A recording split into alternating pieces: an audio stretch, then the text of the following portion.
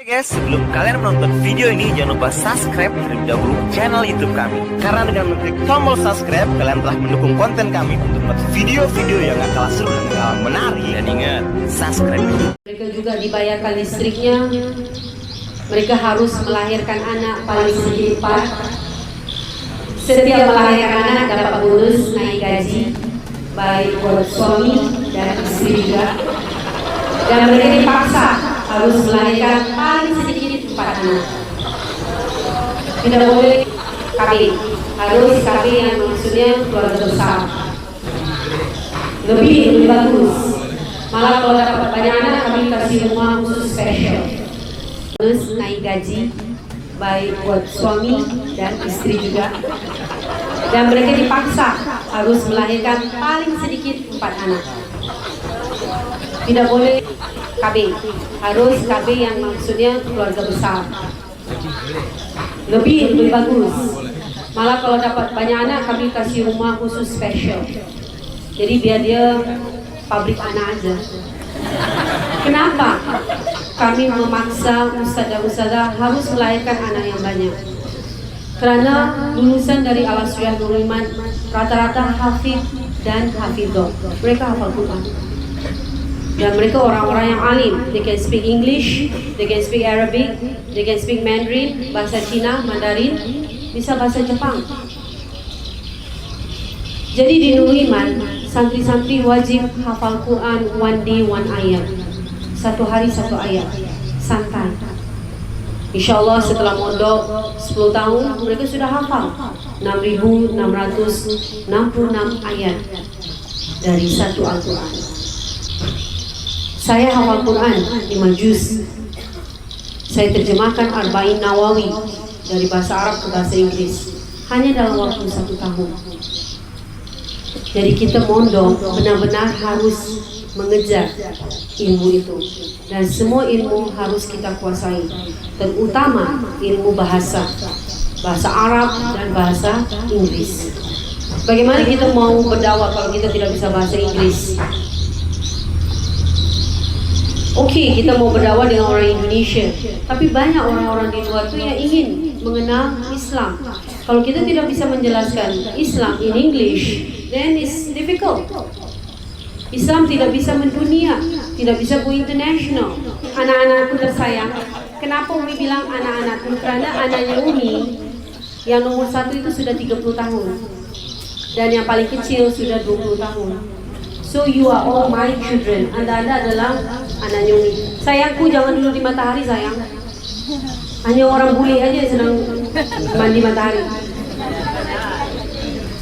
Ya, pindah sayang. Kasihan kan, terbakar kulitnya. Orang-orang Aceh ini ganteng-ganteng, rata-rata putih-putih. Tapi karena banyak kena matahari jadi hitam.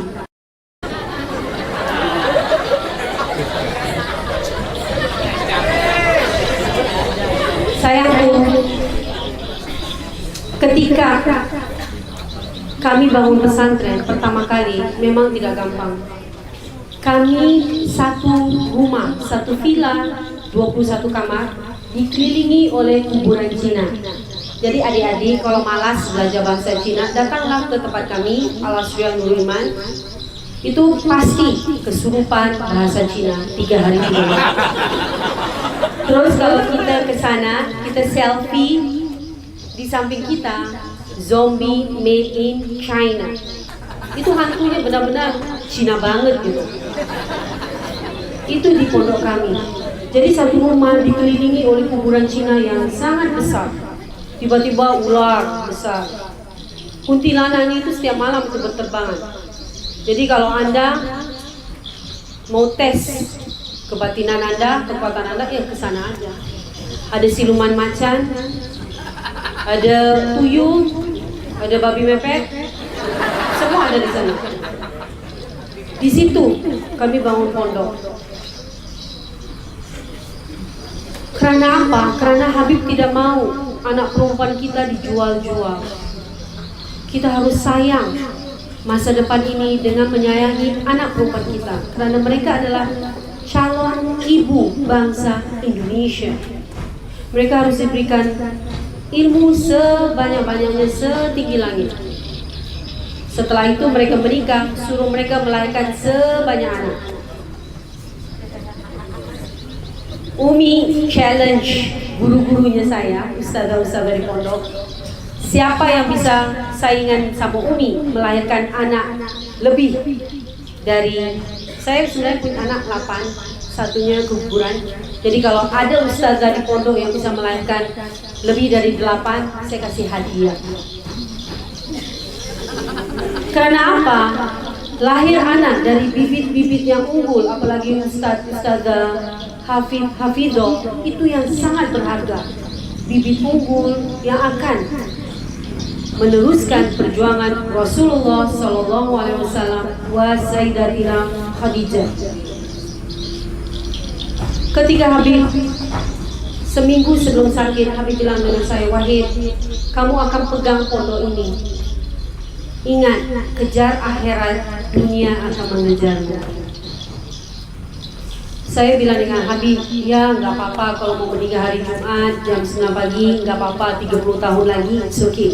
But not now, jangan sekarang. Karena santri ada 23.000. Thank you. Terus Habib bilang, Wahid, kita ini Sunni Asy-Syafi'i. Saya itu nggak pernah berpikir kenapa Habib bilang seperti itu. Jadi seminggu kemudian Habib sakit, 20 hari kemudian benar jam 9 pagi hari Jumat hilang urat nadinya karena Habib tidur saja. Ketika Habib meninggal itu chaos. Saya punya hutang beras 1 miliar. Saya jual mobil Jaguar. Saya punya mobil Jaguar 3. Satu saya sudah jual karena terlalu besar. Yang satu untuk bayar hutang beras 1 miliar saya jual. Sekarang masih tinggal 1 lagi. Habib sudah bilang, yang merah ini jangan dijual, yang lain boleh dijual. Saya punya hutang kitab 500 juta rupiah. Saya gaji guru belum bayar 3 bulan, listrik belum bayar 3 bulan. Saya mau jual tanah-tanah pondok, tapi saya punya abang angkat. Abang angkat saya itu orang Buddha. Itu muridnya Habib, orang Buddha, orang Cina. Dia bilang, Umi jangan jual tanah. Tanah tidak boleh beranak.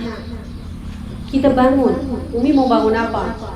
Mau bangun office, kantor, mall, silakan. Kita bangun, kita bagi hasil. Itu nasihat seorang Cina, orang Buddha yang kaya raya, salah satu naga di Indonesia. Saya pelan-pelan rapikan pondok.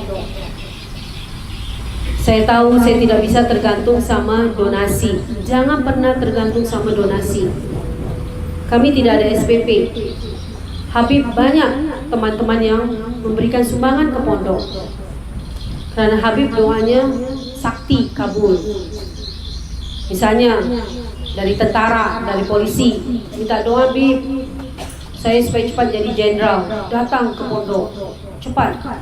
Berapa bulan kemudian langsung jenderal. Berapa bulan kemudian langsung naik pangkat. Pak Muldoko, kemarin yang panglima yang terakhir Pak Kris, Pak Gatot, Pak Sutarman, itu semua pernah ke pondok. Termasuk Perdana Menteri Malaysia Mahathir Mohamad, Datuk Najib. Jadi banyak sumbangan ke pondok kami. Mau bangun kelas, bangun asrama, semuanya dari sumbangan. Ketika saya ambil alih, saya tahu saya tidak bisa jampe-jampe, doa-doa kabul.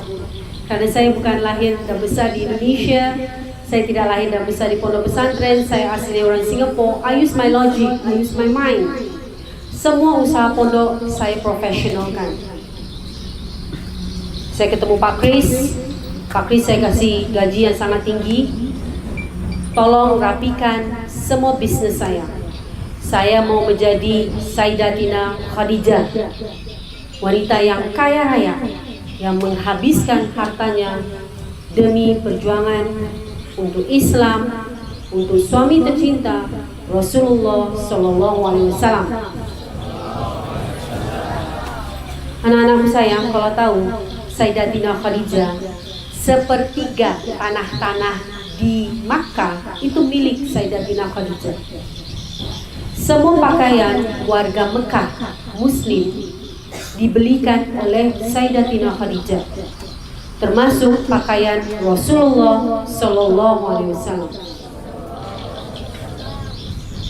Pertama kali saya mimpi Rasulullah Sallallahu Alaihi Wasallam itu karena saya taat dengan suami. Jadi ustazah-ustazah, nanti adik-adik, anak-anakku saya akan menjadi istri, taatlah dengan suami. Pak Kiai, ayah punya pesantren, itu karena ketaatan dari seorang istri. Istri itu harus mendoakan dan mendukung semua ambisi dari seorang suami, seperti Sayyidatina Khadijah. Saya juga seperti itu. Ketika Habib tidak ada, ayah ibu datang dari Singapura, Wahid, baliklah ke Singapura. Untuk apa tinggal di sini? Ini bukan negeri kamu. You punya negeri di Singapura. Kan tipikal kan bahasa Melayu. Tapi saya ingat kalau saya balik ke Singapura, Nurul Iman akan tutup. 15.000 santri akan hilang tempat tinggal, pendidikan, kesehatan, dan makan. Karena rata-rata yang masuk di Nurul Iman semuanya anak-anak yatim, yatim piatu, anak-anak korban perceraian, broken homes, anak-anak yang ditelantarkan. Itu yang ada di Nurul Iman, anak-anak yang tidak mampu. Sekarang anak-anak yang dari GAM Aceh, dari Tsunami Aceh, rata-rata semuanya sudah menikah dan sudah punya anak. Mereka sudah balik, ada yang di Biren, ada yang di PD, rata-rata di pelosok, jarang yang dari Banda Aceh, ada yang dari Melabu, semua sudah balik ke daerah mereka, sudah punya keluarga. Sekarang baru datang yang baru-baru lagi yang dari Pakengon, macam-macam. Dan banyak anak-anak Aceh yang pinter-pinter. Di Nurul Iman kami tidak hanya fokus di pendidikan agama dan pendidikan umum. Kami ada yang namanya pendidikan kinestetik karena kami multiple intelligence. Jadi anak-anak, mohon maaf, yang IQ-nya jongkok, yang kurang cerdas, itu kami alihkan ke kinestetik, yang badannya kuat. Itu beasiswanya kemana? Ke Universitas Taekwondo di Korea. Jadi K-pop sudah masuk ke Nurul Iman dari tahun 2003. Sebab itu baru-baru ini istri dari Presiden Korea Selatan datang ke Nurul Iman untuk memberikan penghargaan kepada kami karena mendukung olahraga Taekwondo. Sudah ada 2 santri kami yang di sekolah olahraga di Ragunan. Satu dari Palu, yang satu dari Subang. Jadi adik-adik, tolong kesempatan belajar, kesempatan menikmati dayah yang benar-benar seperti ini, itu adalah sekarang. Alhamdulillah kita dapat kerjasama dengan Bank Indonesia untuk membangun pabrik air minum. Jadi kita tidak perlu minum air dari orang-orang non-Muslim, non-Indonesian, karena kita punya air minum made in pondok pesantren. InsyaAllah dengan air minum ini kita akan lebih kuat, lebih cantik, lebih sehat untuk beriman, beribadah, dan bertakwa. InsyaAllah kami akan datang lagi karena sudah ada perjanjian antara Bank Indonesia, Al-Asriyah Nurul Iman, dan Daya Amal untuk pembangunan unit usaha air minum. Memang dari Bank Indonesia mempersiapkan mesin, terus pendampingan selama 3 bulan untuk santri-santri di sini untuk belajar bagaimana mengelola pabrik, bagaimana mengelola bisnis supaya bisa menjadi orang kaya. Karena Islam tidak hanya membutuhkan orang alim, orang pintar, dai. Islam butuh orang kaya. Seperti di Nurul Iman, santri wajib menjadi orang alim, menjadi guru, menjadi dosen, menjadi dai. Mereka wajib menjadi orang kaya, agnia, sangat kaya, jadi bos, jadi pengusaha. Di Nurul Iman, santri-santri harus menjadi pengusaha, wirausaha, pedagang, seperti profesi para nabi, seperti profesi Sayyidatina Khadijah, seorang pengusaha. Tujuannya apa? Untuk menjadi pemimpin yang fatonah, amanah, siddiq untuk tabligh. Jadi insya Allah dengan program Bank Indonesia ini kita belajar bagaimana mengelola bisnis, bagaimana mengelola unit usaha untuk menjadi manusia muslim yang alim dan kaya raya. Saya mohon maaf lahir batin. Insya Allah kita akan jumpa lagi. Kami akan datang lagi untuk membawa mesin, terus kalian untuk pelatihan dan yang lain-lain. Ketika saya mengambil alih pondok 9 tahun yang lalu, saya bilang dengan Pak Kris, saya mau jadi Ratu View. Apa itu View? Food, Energy, Water and Waste. Saya bisa dibilang Ratu View kerana saya punya sawah 200 hektar, saya punya penggilingan beras, saya punya pabrik roti, saya punya Sulaiman, susu kedelai Nurul Iman, pabrik kami. Saya punya pabrik bapia, cilok, cireng, itu semua jajanan tata boga. Saya punya unit usaha energi, daur ulang sampah. Saya punya unit usaha air minum. Jadi saya sudah bisa dibilang Ratu View, Food, Energy, Water and Waste. Kenapa kita mesti kuasai View? Karena itu adalah dasar. Sumber kehidupan itu adalah dari View, Food, Energy, Water. Waste, sampah, ini uang semua. Kita cacah aja, plastik-plastik ini bisa dapat uang. Dulu Nurul Iman, plastik ini kami kumpulkan, kami pilah-pilahkan. Yang organik kami jadikan pupuk, yang plastik ini kami jual 1 kilo 3.000. Datang Menteri Lingkungan Hidup, kasih kami mesin, dicacah. Setelah dicacah 1 kilo 13.000. Uang yang dikumpulkan kami bangun pabrik roti. Dari pabrik roti, pabrik air minum, peternakan, pertanian, perikanan, percetakan, pabrik sendal yang terakhir. Sampai sekarang kami sudah punya 41 unit usaha. Kami tidak ada SPP, tidak ada sumbangan. Semua bisnis kami, semua unit usaha kami untuk operasional pondok, gaji guru, bayar listrik, beli beras, anak-anak yang sakit dikirim ke puskesmas, itu yang bayar semua dari kami, pondok pesantren. Jadi anak-anak itu datang di situ, mereka hanya belajar dan bekerja. Bekerja juga setelah mereka selesai S1, ada pengabdian 2 tahun di pendidikan, wirausaha dan kepesantrenan atau organisasi. Insya Allah kita bisa kerjasama antara Bank Indonesia, Al-Asriyah Nurul Iman dan Daya Amal. Insya Allah ini akan menjadi cikal bakal mulainya bisnis unit usaha di Daya Amal. Insya Allah dari pabrik air minum akan lahir pabrik-pabrik yang lain. Apalagi kita di tengah kota, di pinggir jalan. Insya Allah semua dagangan yang dibuat oleh santri akan menjadi barokah. Halalan, toiban, wal barokah. We create the halal value chain. Kita ciptakan halal value chain dari ujung ulu sampai hilir, semuanya dari muslim untuk muslim. Barakallah. Saya mohon maaf lahir batin. Jazakallah khairan katsiran jiddan. Wassalamualaikum warahmatullahi wabarakatuh. Nonton terus di YouTube Habib Muhammad Waliullah. Jangan lupa subscribe, yang ada lonceng ditekan. Terus jangan lupa kasih like.